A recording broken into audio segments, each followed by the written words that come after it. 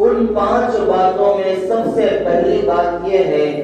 اتق المحارم تکن اعبد الناس، کہ حرام کاموں سے بچو تو تم عبادت گزار بن جاؤ گے۔ نبی پاک صلی اللہ علیہ وسلم یہ جملہ ارشاد فرما کر بتلا رہے ہیں کہ انسانوں کے ذمے فرائض اور واجبات کو ادا کرنے کے بعد سب سے پہلا درجہ آتا ہے حرام کاموں سے بچنا، منہیات کو چھوڑنا، ان چیزوں سے دور رہنا جن سے اللہ رب العزت ناراض ہوتے ہیں، اور نبی پاک صلی اللہ علیہ وسلم کے حکم کی خلاف ورزی ہوتی ہے، ایسے چیزوں سے دور رہنا،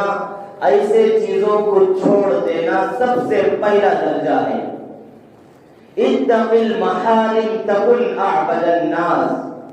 کہ حرام کاموں سے بچ جاؤ، حرام چیزوں کو چھوڑ دو،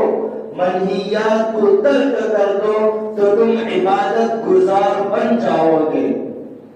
اللہ والے بن جاؤ گے، نبی پاک صلی اللہ علیہ وسلم کے سچے اور پکے عاشق بن جاؤ گے۔ منہیات سے دور رہو،